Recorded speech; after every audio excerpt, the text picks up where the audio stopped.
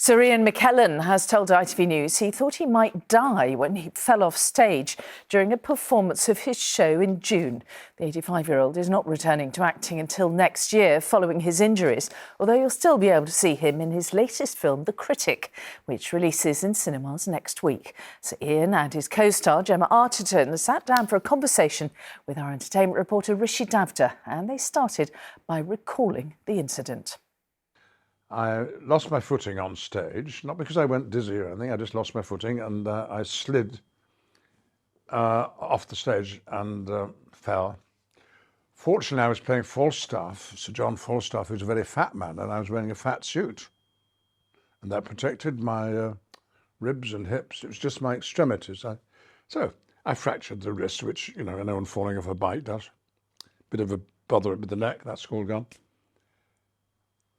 What I'm left with now is the emotional memory of the accident, which was more severe than I realised. I was saying and shouting things about death and so on. I thought I was on the way out. And I wasn't, but I'm still left with the memory that I thought I was. But I'm out and about, but I'm taking it easy, and very nice to be here. With you, darling. It's lovely to see you again. But you should know that, you know, Ian has a busier social life than I do. I mean, honestly, when we were making this film, I remember it was Pride and you were out doing parties and hosting things. And I thought, how do you have the energy? And in a way, maybe... Because a lot of people help me do it. I know, but you just do anyway. You've got a lust for life. And I can imagine, you know, having this accident... Well, when you don't have much life left, you want to take advantage of it. Yeah, of course. It's a good way to be. I should take a leaf out of your book. And you're wonderfully dressed for this time of the morning. It's just a casual early morning. What do you wear in the evenings? Nothing. Oh! I revert. This isn't... So we're close to 100%, would you say? We're working back towards getting to... I know what my next job is, and I'm not going to tell you, but it's very exciting, and that'll be in January. Yeah, a film. Talking about The Critic. Yes. As actors, do you still pay attention to reviews? I do and I don't. Like, sometimes they come to me and I read them, and then I try to avoid them because I'm incredibly sensitive, a bit like my character. They bother me if they're picky, and, you know, so I tend to avoid. But sometimes they're unavoidable. I'm old enough to remember a time when newspaper drama critics were very, very important, as Jimmy Erskine, the character I play in The Critic, is in our story, set in the 1930s. But in the 1950s and 60s, when I was starting, if you got a good review in a major national newspaper, it was noted by everyone. This was before everybody was a critic and could let their views be known. So I got into the habit of looking to see what the critics said, so that I knew what was going on. And if it was a nice review, it was very rewarding, and if it wasn't, it wasn't. The best part of Ian McKellen's Hamlet is his curtain call, was one of the reviews I had. From a man who had given me a stunningly good review earlier for another part. So they're less important than they used to be. And in the old days, you know, if you didn't get a good review in the New York Times, that was the end of your Broadway career. Not really true today. There are too many people sending out their own reviews in advance of the critics. So with social media and people, basically everybody, being a critic or a reviewer in their own right, is that a good thing? Or actually was it quite nice when everyone was just having a few? For me, it's a good thing, because I think the more opinions there are about art, the better.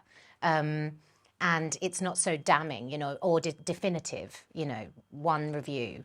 And oftentimes, you know, you have to remind yourself it's just one person's opinion. So the more, for me, the more opinions out there, the better. What's a little bit irksome is that when people are exchanging their views on a play or film they've seen, that's all that's going on. They're not giving advice to the people who created the product that they enjoyed or didn't enjoy. And drama critics are not writing for actors, they're writing for an audience, our audience and their audience. Yeah. And then don't forget, actors spend their whole lives being criticised. That's what a director does. Don't do this, darling, do this. Try this, not that. That's wrong. We accept that. So the view of someone who's come to see our show once or seen the film once and thinks they know better than our director, but they don't think that because they're not writing for us. And then every person who sees a movie is a critic. We're all critics, so it's not something to be too frightened of these days, I think. Gemma, in terms of the theatre, there's obviously a big focus in the Critic on the theatre, and it seems to maintain a real presence in English tradition and society and culture. When you have so much to consume on streaming services and everything out there, talk about the value of the theatre as a form of live entertainment. Oh, it's invaluable, and it's part of our fabric as a culture in the UK. But also, I don't know, my husband's an actor and he's doing a play at the moment, and it's like life or death for him, doing this play. And I watch on and I think, is it? And then I went to see it and I remembered, yes, it is sometimes. It can change the conversation culturally. It can have huge impact on what's going on in the world, And I think it is really important. Theatre is the place where it can often... You can have a little bit more freedom with how you decide to portray something. It doesn't have to be as literal, it could be more groundbreaking. So it's really important that we keep theatre going. And the excitement worldwide of Taylor Swift appearing in person, live. Small, because she's such a long way away, but there she actually is. Well, it's, I know from being in an audience myself, the thrill can be more intense than almost anything other sort of encounter that you have. There are the actors living and breathing, and the smaller the theatre, the closer you are, the more exciting it is for me. But film has its own effect, and of course the audience never gets closer to the actors than the film camera. Sometimes a bit too close. Too much. Right up your... But it's all right if the camera's looking at Gemma, because not only is the face so pleasing to be in the presence of, she could cry on when required. It's true. And we have a scene where my character makes her cry. And it was a long shot. The camera was way away. I couldn't really see us, but she was crying. I was so terribly impressed. Then there was a close-up of you with the camera here, and you cried on cue. And then the camera reversed onto me. She was behind the camera, unseen by, and still you cried. Now, how do you do that? I don't know. I think once I've opened the waterworks, yes. they are open. Yeah. So all that's on display in this film, with a script by Patrick Marber. Well, if Patrick Marber sends you a script, on the whole, you do it, don't you? And then Anne Tucker, our director, fashioning it all, making it look so like the 1930s. That's what I like about it. But Ian is extraordinary in this film. It's the most brilliant, just gripping, and you're playing such a lovable rogue, and you're so fantastic. Rogue, no, yes. he's got this acid tongue, and he's a critic himself, and he's just. But you love him. You have, even though you're doing some quite despicable things, yes. we love him. You sort of understand why. He's a gay man in the 1930s. That was a secret life, because the law had decided that you had been born a criminal and were ready to lock you up. Well, in dodging the law and getting on with your life, you're aware of people's disaffection with you, and so when the time comes for him to get what he wants from this lady, I think he visits on you all the hatred and negativity that he's had to face himself. That doesn't excuse the behaviour. But of course the rogues are always the best parts to play. You know, Richard III, Iago, don't play Othello, Iago's the part. Did it make you, playing Jimmy Erskine, did it make you think about how far gay rights have come since the 30s? I think about it almost every day of my life when I go to hear about some couple of men or women getting married. Oh, fills me with such joy. And when there's a bit of homophobia in this country, it is deeply shocking now. You couldn't, I think, get elected to Parliament or indeed any assembly in this country if you were declared a homophobe.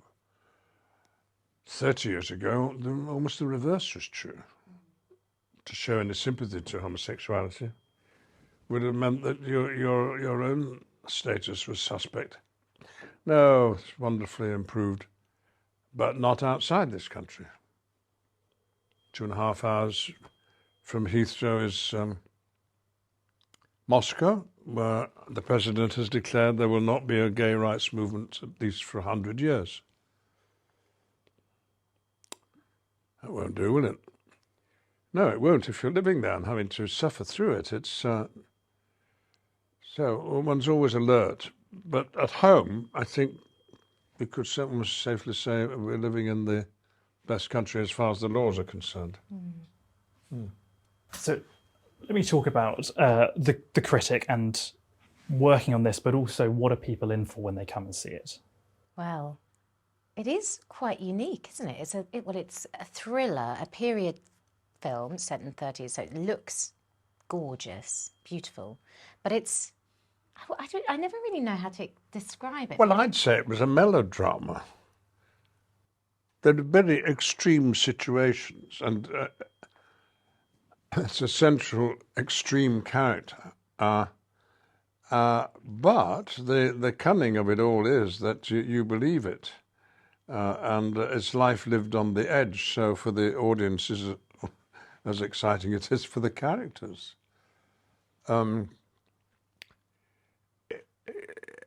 It's for me always saved by its humour. It's often very funny, and there's some very good one-liners in it. And I would say about the best cast there has been in a movie since Casablanca. You know, it's not just us with the big parts; it goes right through. Yeah. And wonderful. Yeah. And God, the talent there is in amongst British actors is astonishing. And we've got them in Mark Strong and Leslie Manville And Romola Garai, Romola Gary and Alfred Enoch, Ben Barnes, yeah. on and on.